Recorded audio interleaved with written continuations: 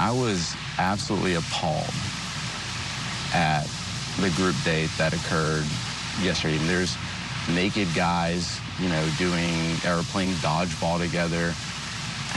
It's so humiliating and degrading, and I don't see how that really translates into finding a husband, like who's willing to strip down butt naked and play dodgeball. It seems very silly and very immature. So appalled.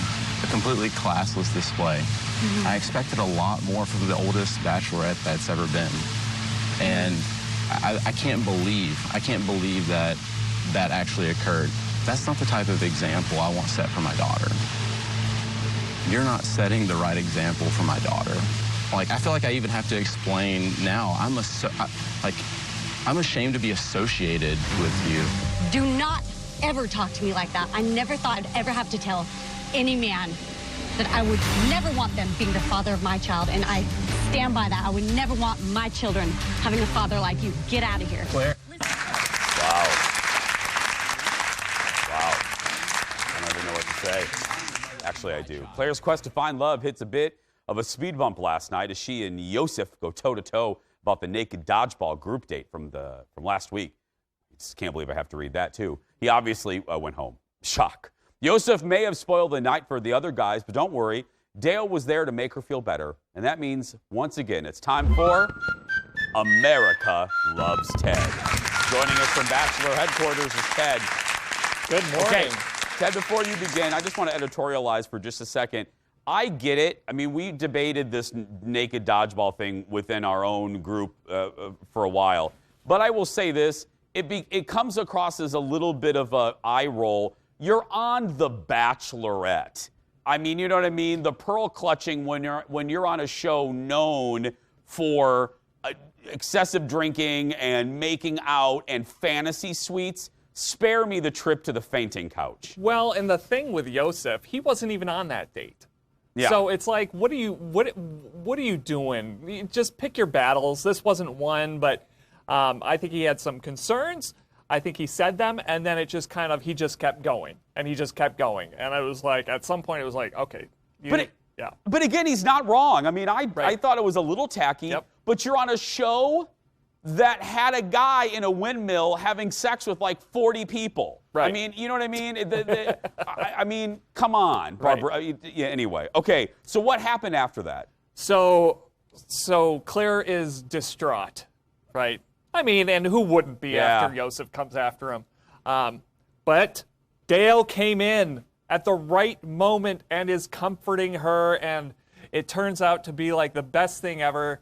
They're like canoodling and stuff in like the courtyard, and they are all over each other.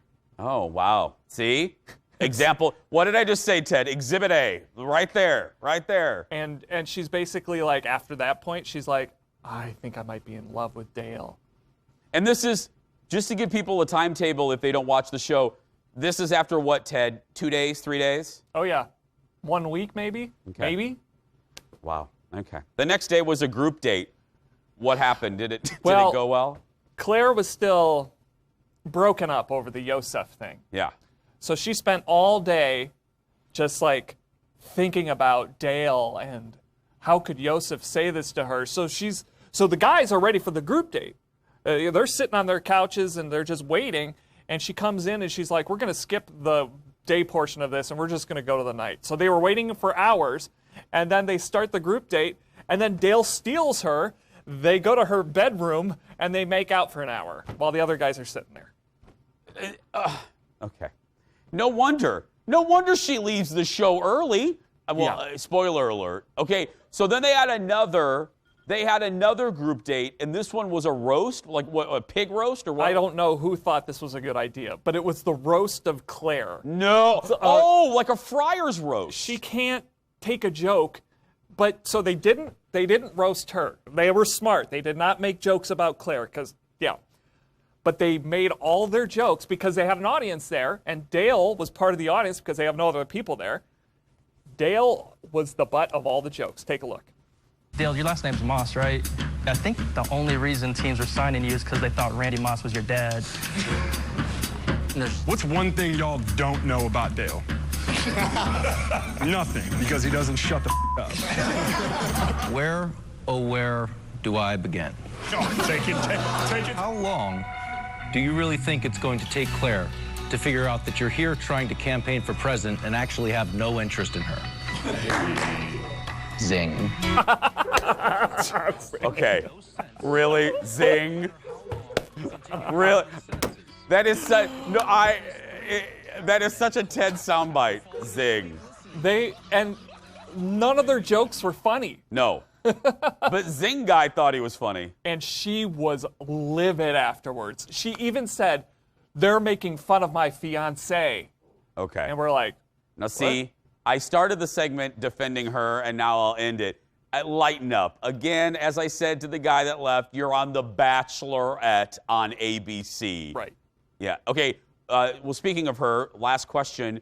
I spilled the beans. Well, everyone knew. She leaves the show. Are we coming to the end of her run? I think next week is the end of her run because they showed clips from next week, and it's, she's kind of coming in and telling them it's not their fault, and Chris Harrison's like, this has never happened before, and then and there is Tayshia. She's been in the pool this whole time. She's like M. Night Shyamalan's The Lady in the Water. She's coming out with a soft focus. Ted, I don't want to beg, but why don't we have a soft focus on this show? You and I would look 30% better if we had a soft focus. And if we just came out of a pool. That would be great. Ted, let's ask Fox about that. Ted Johnson, everybody. It's got chlorine, it's safe. Yeah, not good for the skin, though.